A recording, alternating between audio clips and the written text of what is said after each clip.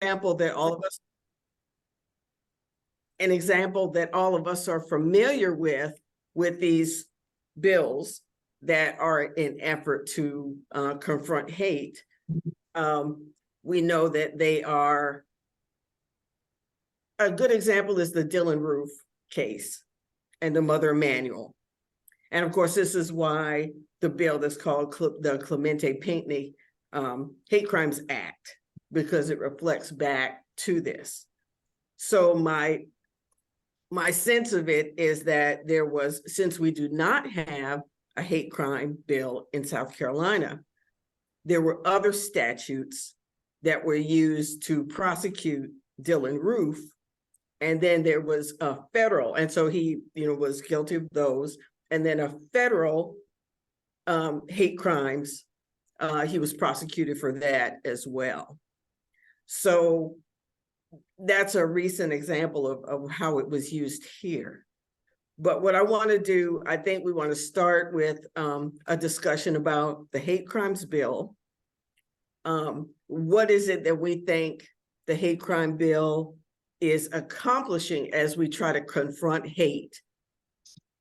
Do we think it's doing that effectively, adequately? And if not, is there some other thing that should be done by the legislature to address that issue?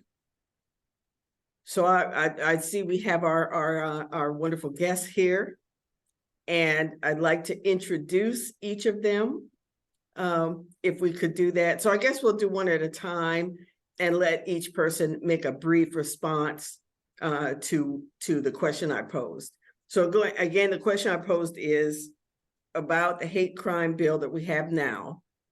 What is the problem that it's trying to solve with regard to hate? Do you think it does that effectively? And do you see it as part of a solution to the issue of hate, or none of the solution, or the whole solution?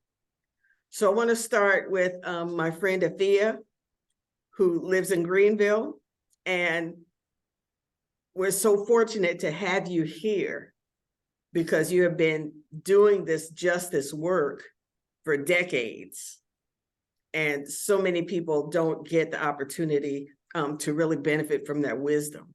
So we're getting that today, but you're not sitting in a corner doing wisdom. You're still doing activist work as well. So I welcome you here, and I'd like to have your thoughts on the hate crime bill and what your responses are to my questions. Thank you so much for the opportunity to participate in this discussion. First of all, the hate crimes bill, whether it's the broad, inclusive hate crimes, Pinckney hate crimes bill, or the so-called anti-Semitism hate crimes bill, are both, to me, offensive in that I am an abolitionist. I do not believe that that social problems are resolved by the use of military, which is what prison and fines and the courts are about, military solutions. Having said that, I would say that I don't think that the purpose of either piece of legislation has to do with the elimination of hate, but instead has to do with crushing dissent. In a country that is built with stolen labor on stolen land, to talk about generating a legal process that eliminates that DNA is more of the mythology that is the story of the United States. So on that basis, I don't think that it's designed to eliminate hate. Um, and therefore it does not address the issue at all. Social supports, mental health issues and supports are clearly what is required, not more punishment, more suppression of human behavior, especially in a society that is as violent as this one. Well, thank you. I think that's an important way for us to reflect.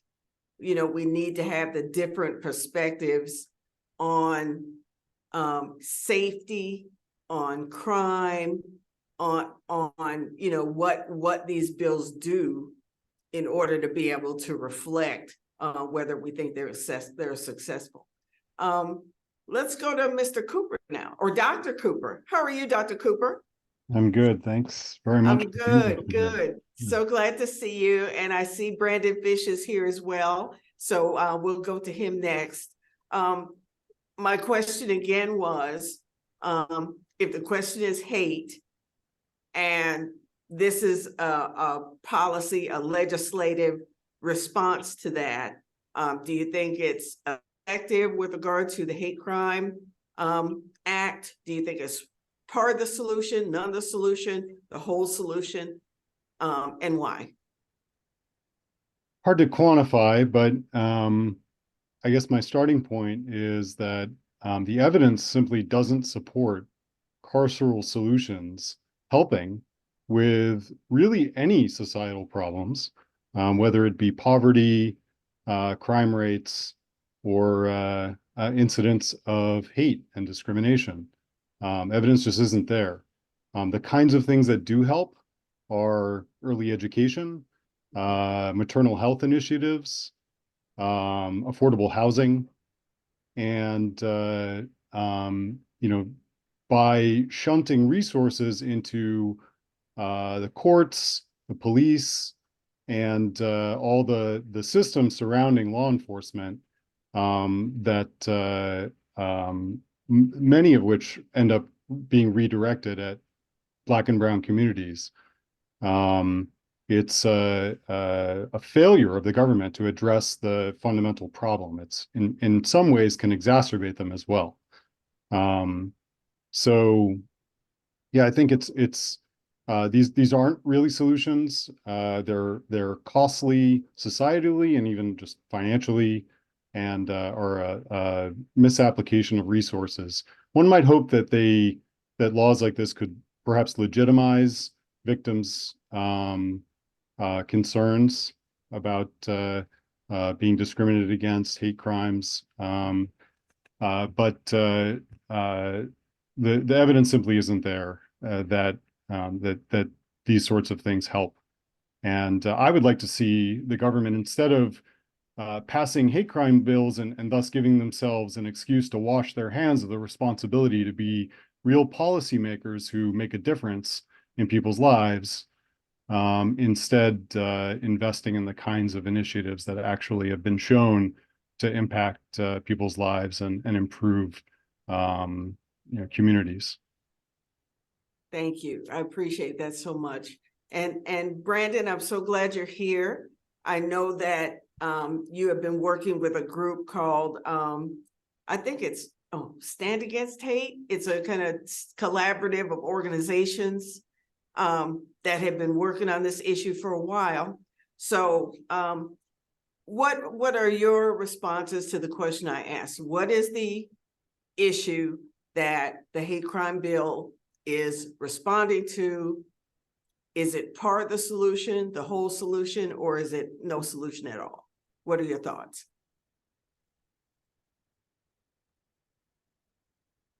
Hold on, Brandon, you have to, here, there you go. Okay, we got you. Thank you for inviting me. I'm still a little confused about the premise of the conversation, but let me do my best here. The problem that the hate crime bill was absolutely designed to address, and hate crime bills across the nation were designed to address, has been a documented surge in hate crimes, hate motivated crimes, hate related incidents against a great many targeted minority groups across the country, but disproportionately here in South Carolina. I think all of us are keenly aware of an increase in violence and hate-related incidents against the LGBTQ community. There have been dramatic increases in incidents. I know from my work of anti-Semitic incidents against targeted against the Jewish community, Islamophobic crime targeted against the Muslim community. Our mosque here in Charleston, one of our mosques was vandalized last year. We've had bomb threats at our religious institutions in all across the state of South Carolina, in my office that I'm sitting in and working in at this very moment. And so I think you see laws pop up, hate crime laws pop up as a response to that. Absolutely, by no means is it the complete solution to anything. No legislation is going to be the complete solution to any societal problem. We all have roles to play in addressing these problems. And I think our community, unfortunately, in the state of South Carolina, and when I say our community, I don't mean just the Jewish community, but in general, nonprofits, groups that represent ethnic and religious groups are disproportionately leaned on to solve these problems that we ourselves are facing and enduring. And as I'm sure they'll talk about this evening on the call, about the horrific massacres that occurred at two places of worship, the Tree of Life Synagogue in Pittsburgh and the Mother Emanuel Church here in Charleston, hate crimes have a disproportionate impact on people when compared to other crimes. You can vandalize a bathroom stall by drawing a happy face on it or writing "Joni loves Chachi," and you can also paint a swastika on the door of a synagogue.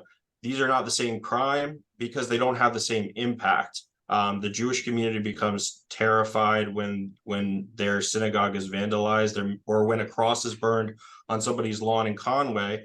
A whole community becomes afraid. So, the idea behind a hate crime law, especially one that has to do with penalty enhancement, is treating laws that are committed for different reasons and have different impacts, with different sentences and different charges ultimately.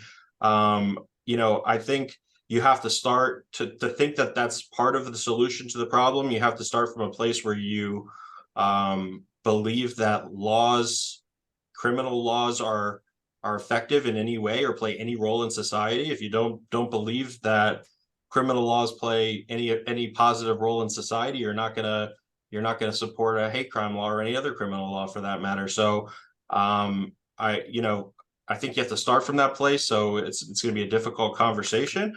But I will say lastly that all of these different solutions have roles to play, and our code of laws, if you accept them as the product of democratically elected officials throughout the state, are a reflection of what the values of our state are. And they're supposed to be a reflection of those values. No criminal laws are necessarily deterrents. There's not a lot of data to support that any laws are deterrents for people who are determined to commit crime, especially violent crime.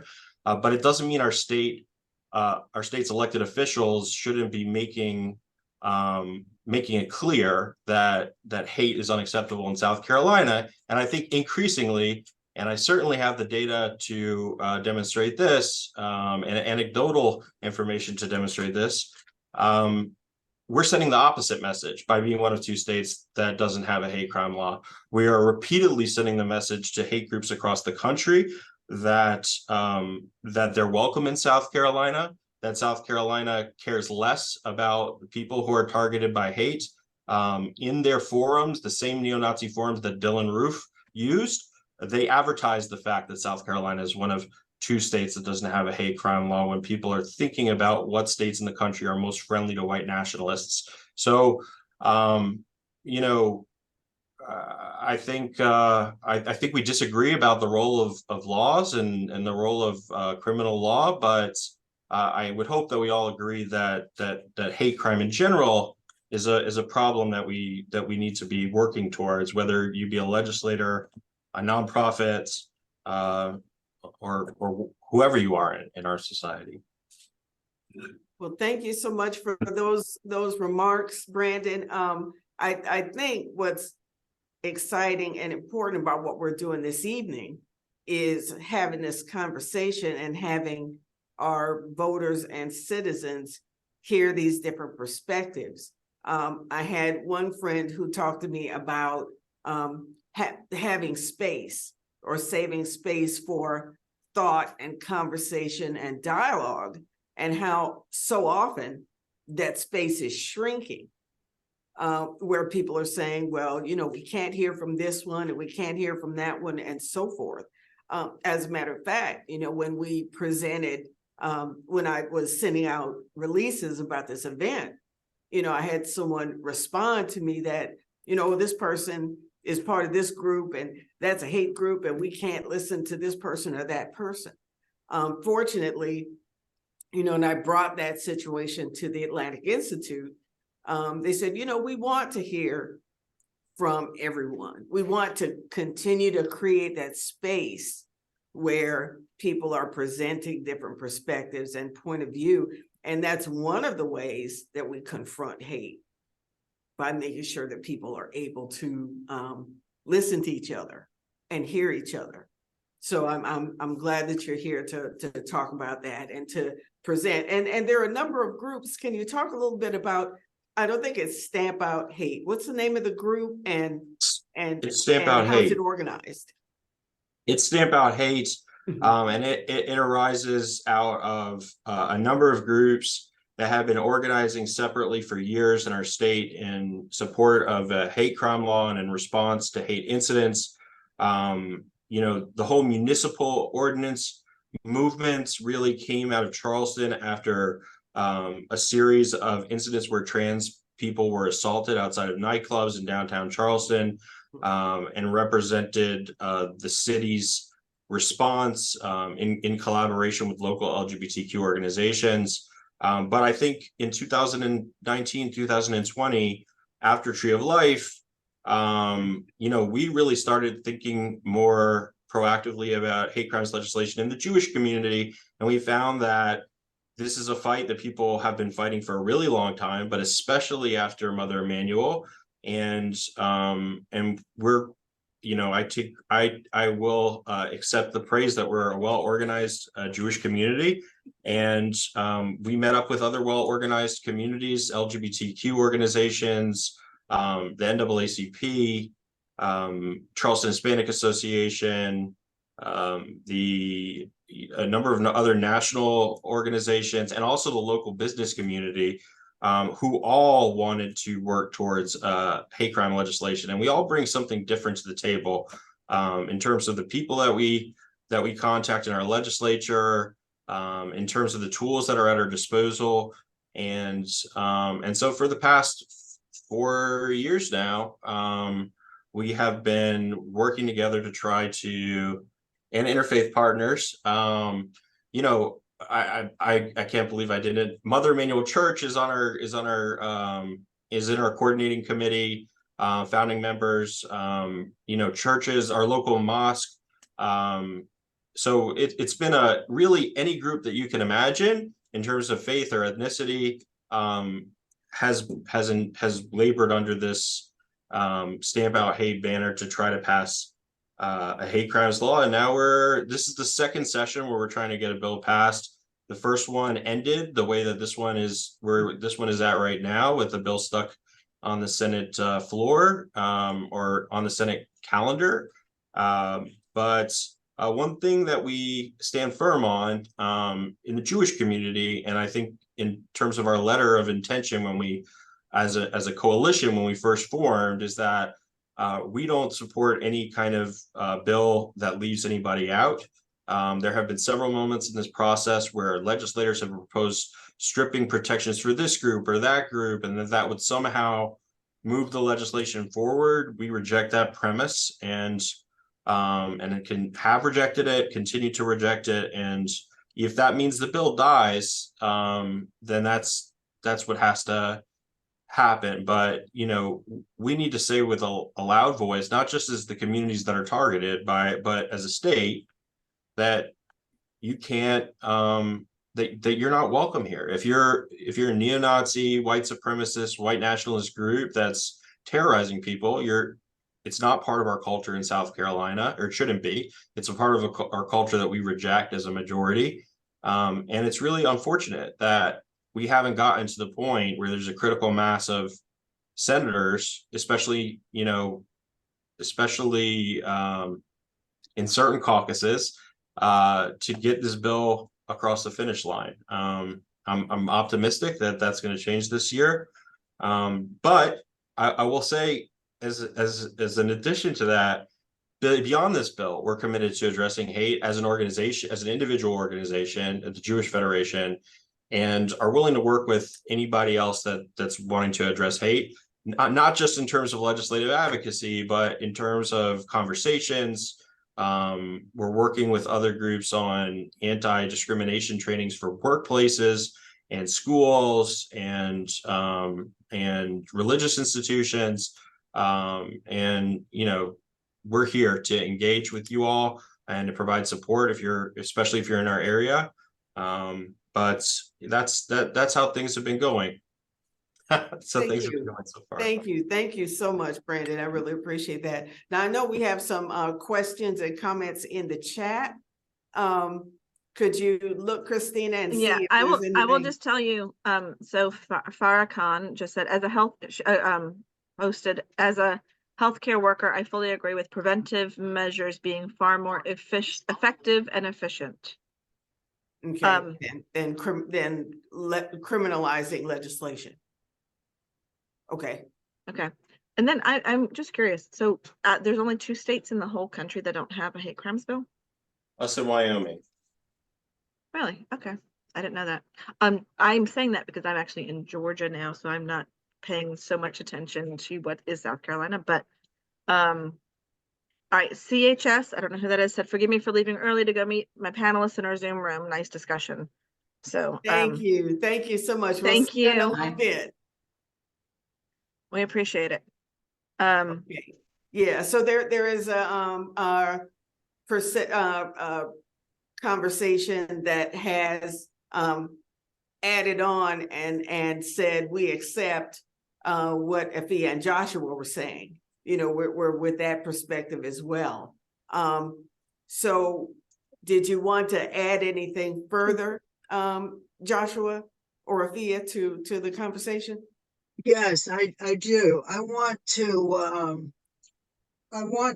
point out that simply because folk, especially at this point in time, folk are elected to office, is no standard of morality.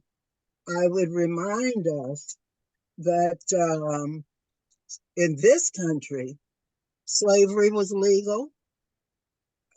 Lynching was actually legal in that folk were not prosecuted for it. Mm-hmm. This country built on the genocide and theft of land of Native Americans, and none of those cardinal violations, acts of hate, assuming, and I think one of the issues winds up being what is hate, are not even acknowledged, much less compensated for. So if we're going to begin to talk about getting rid of hate, then we have to begin to deal with the institutional violence that manifests and is reflected of hate, which means land back to Native Americans or some satisfactory remediation as defined by them. And the same is true for full and complete reparation for African Americans for enslavement. So the notion Mhm. that what is legal, and I would point out also that the extermination of Jews, the Nazi Holocaust, was legal. So whether something is legal or not doesn't make it right. Absolutely, absolutely. And that's an important point to look at repair and restoration Mhm. and acknowledgement of hate and its impacts are a big part of what we need to do to eliminate. And those can also be policy pieces. You know, Must those can, be. yeah, so those are also pieces that we have in our toolkit that we can use.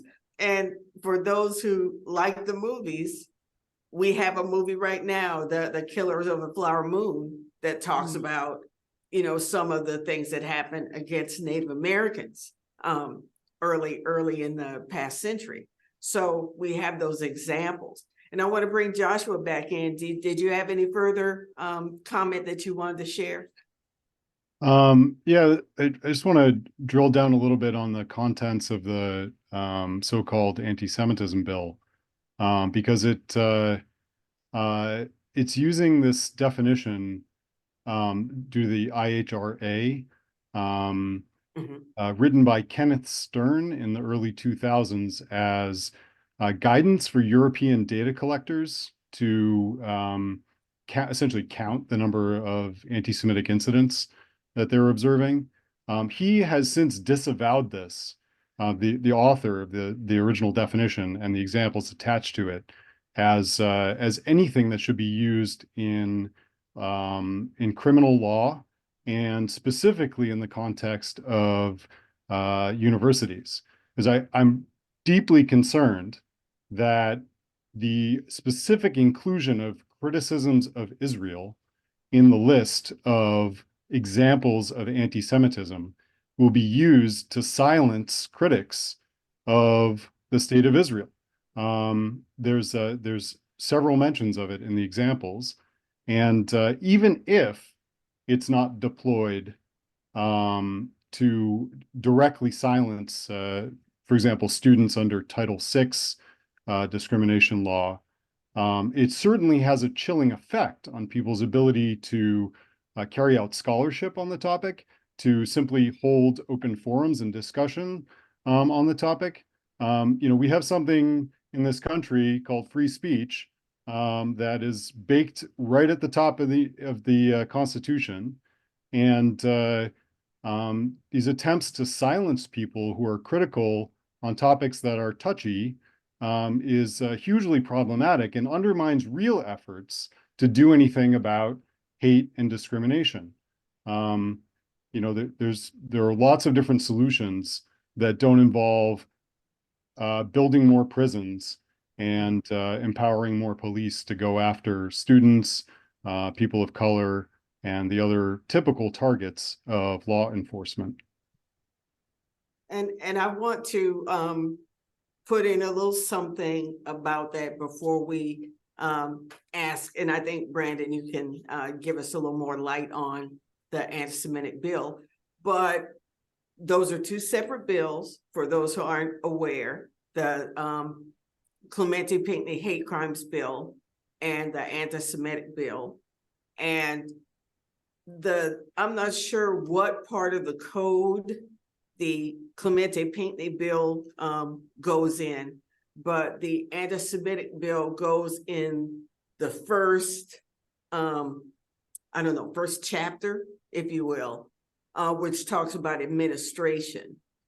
So I think it's kind of a overarching maybe type of impact to be placed in that location of the state code.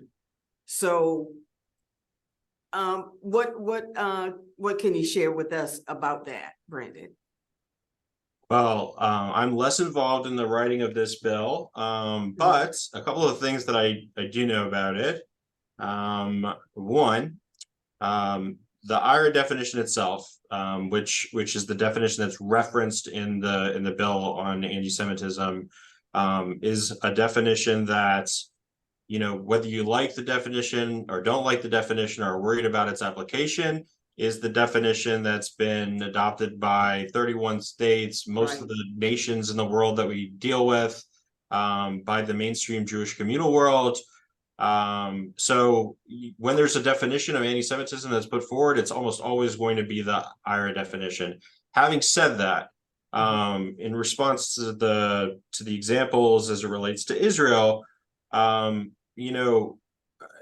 it does, there's no example in the IRA definition that is a blanket example covering criticism of Israel. I think there are examples within the IRA definition of when criticism of Israel includes anti-Semitic tropes or is a veil of anti-Semitism.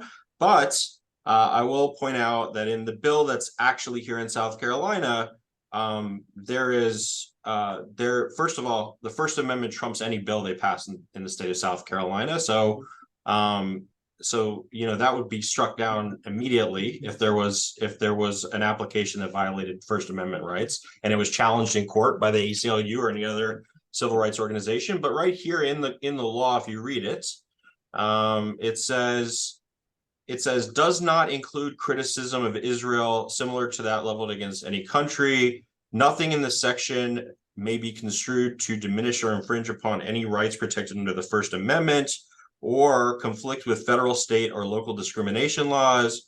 It also doesn't even have a mandated application written into this bill. It simply says, it originally said, should take into consideration this definition of anti-Semitism. It now says may take into consideration the definition of anti-Semitism. There's also no criminal law currently that I'm aware of in South Carolina that applies to speech or to discrimination. So there is no application of this definition. If it was a mandate that this be the definition used to consider anti-Semitism, there's no application where somebody could be criminally charged for anything in the state of South Carolina related to anti-Semitism. If there was a law that allowed for people to be criminally charged for discrimination, and right now the hate crime bill that we're talking about, by the way, only applies to aggravated assault and murder. This bill, as it's written, doesn't mandate the use of this definition. It only offers it up as a guide for when you consider whether something is anti-Semitic or not. And I understand that there are people with different motives on both sides of this argument. But I will tell you that post October 7th, and I really don't want to get into a foreign policy debate. It's not my expertise. Right. Well, that's not what we're talking about. I'm an today. expert We're talking in about local policy. My expertise is not even in policy. It's just in where the Jewish community is at. I will tell you that post October 7th, there has been a surge in anti-Semitic incidents. And you can classify some of those incidents as activism if you want. But what's clear, what this definition sets out to do is make it very clear in a time where people are very confused about whether criticism of Israel can be misconstrued as anti-Semitic. It does draw a line for where that line is between criticism of Israel and anti-Semitism, and the intention is to draw a line between what is and isn't anti-Semitic. For example, calling for the genocide of a people of the Israeli people might be considered anti-Semitic, as opposed to saying Benjamin Netanyahu, if you don't like him, is a terrible leader who doesn't have the interests of the Palestinian people at heart, or that they're, that terrible crimes are being, whatever your criticism is, there's anti-Semitism and then there's criticism of Israel. And I think those are normally two different things, but they can be, but there is criticism of Israel that can be anti-Semitic. Either way, without getting into the weeds, this bill itself doesn't have any mandate attached to it. It doesn't have any criminal law attached to it. Yeah. And it just is it just operates as a suggestion. Yeah. And so, I'm glad that, we have the opportunity to, present these two bills to the public in this discussion.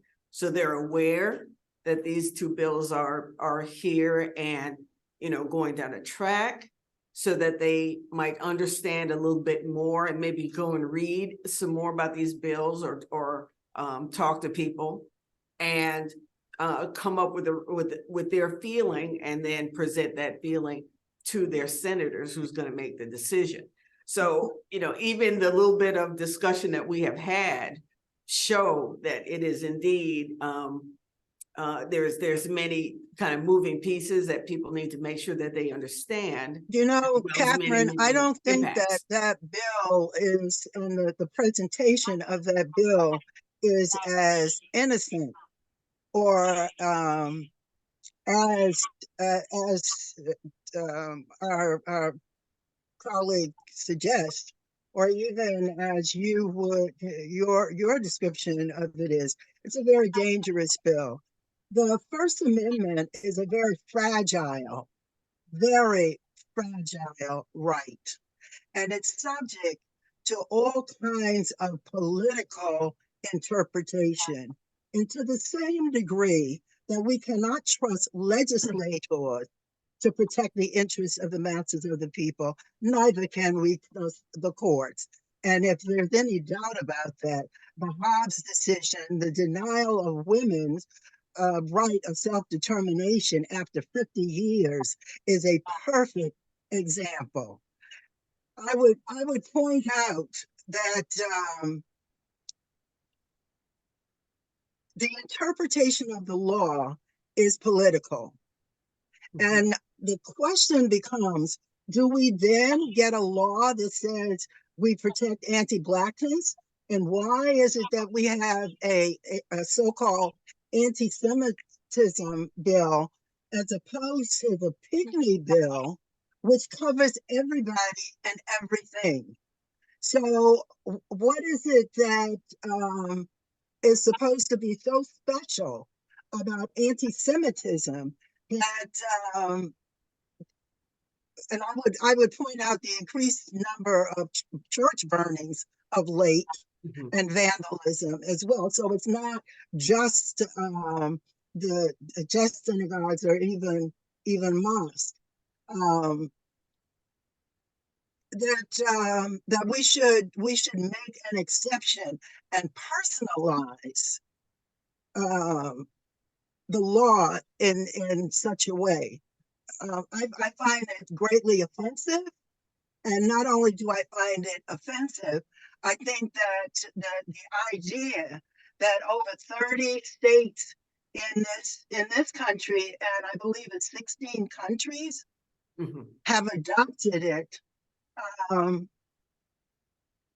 it's an indication of the rise of Nazism globally, the rise of the global, strengthening of the global system of white supremacy and patriarchy. Because the truth of the matter is when we use the term anti-Semite, although Palestinians are Semites as well, we're not talking about people of color. We're talking about protecting white people. So we're talking about strengthening the institutions of white supremacy, the hand of white supremacy. I think that's a question that has to be answered, and as far as I'm concerned, a reason to not pass any such legislation as this. I just want to interject for 1 second. We have like 2 minutes because then we need to all get off and get on the other call, because I remember at 6:45 they were going to start, and at 6:45 now, but I did not get to say that at 6:42. Okay, great. Yeah, well, I think it's a good time to have our final couple of minutes, but I'm glad, Afia, that you raised the idea of the separation between the two bills, because I have had people ask, is there a way to have one bill that is anti-hate for Blacks, anti-hate for LGBTQ, Mhm. anti-hate for the Jewish people and Palestinian and Muslims. And, is there, I don't know if you would call that an omnibus bill or The something like Pinckney that. bill, the Pinckney bill does exactly that. And it's a slap in the face of Black people to not be promoting that bill and coming up with customized special interest legislation in its place in the and claim respect for the blood of the 9 people slaughtered and Mother Emanuel. It's an outrage. Well, I don't think that anybody could legitimately question that I'm advocating for I don't think there's anybody in the state besides Wendell Gilliard, Chase Glenn, Pastor Manning, a few other people that have as consistently promoted hate crime, the Clemente C. Pinckney Hate Crimes Act. So I can't accept that I am not promoting that. But I will tell you that a Jewish legislator, the only Jewish legislator in the state, wrote this bill because there isn't a definition. The Hate Crimes Act doesn't have definitions of anything. I would support a definition bill of any other kind of hate and would encourage legislators to file them. We would advocate for it as a Jewish community. It's simply that a legislator wrote this and we're supporting it. It passed unanimously in the House. And I mean, I hope it gets passage in the Senate. It's not meant to insult anybody. It's a definition. Again, it's not a criminal law. It doesn't have any mandated attachment to criminal law. So I can't imagine that it would be seen as something similar to the Clemente C. Pinckney Hate Crimes Act or in opposition to it or as an alternative. It's certainly not meant that way. Well, I like the idea of having the definitions. Impact, and it is an insult. I like the idea of having the definitions for all of these groups. I think that's important, and to look at the bill to see if there's a way that can be done. I mean, So this I like that. clearly, it is a law. It has force of law and is designed to shape the ways that hate crime laws and other laws are prosecuted and against whom they're prosecuted. So to say that this is like the state simply educating us about what anti-Semitism is makes no sense at all. That can happen in classrooms. It doesn't need to happen on the Senate floor. And just as a point of information, you said earlier that there's no specific language about criticism of Israel. One of the items used as an example in IHRA definition and imported therefore into the bill is it claims that it's anti-Semitic to say that Israel is a racist endeavor. Should we be criminalizing this sort of speech? I don't think that's a good idea from a public policy standpoint, and also for the future of humanity to have a peaceful coexistence here on Earth. All right. With that, I think we probably better get ready for our next session. So it's just 10 minutes. So we're gonna go ahead and wrap this up. But I do want to express my deep thanks to my guests here. And again, in the top of this discussion, I said, I felt some trepidation about being able to have this conversation well, but I think we were able to do that. And I thank the Atlantic Institute for reiterating the importance of debate and discussion and dialogue that they're committed to. And so we were able to have this dialogue that many people in the chat had said, thank you so much for this important work, and to keep having the conversation. So that's really wonderful. Yeah, and just to reiterate too, from Atlantic Institute, it's not so much we don't really debate, but it is nice to be able to have some dialogue to where you can hear and listen and seek. We try to work on seek to understand, Right. I learned quite a few different things, even just listening to all of you, that helps me to understand maybe where their differences are. And I was thinking that Rabbi Marco ended some conversation years ago.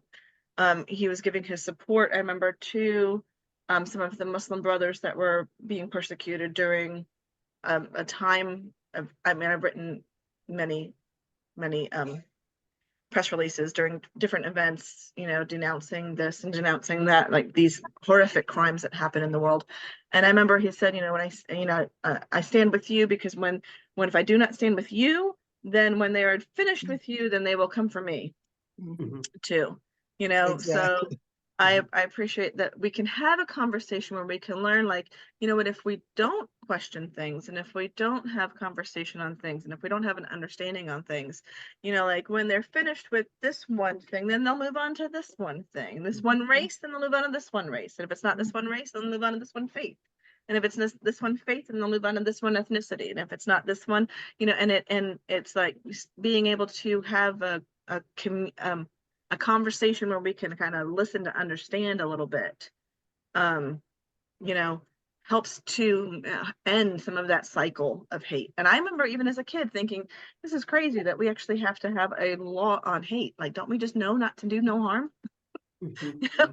Like, you would think we would know not to. We have to define what harm all is, you know. Is just sad sometimes in society, I would tend to think. But, you know, anyway, go ahead. I'll let you close this out, Catherine.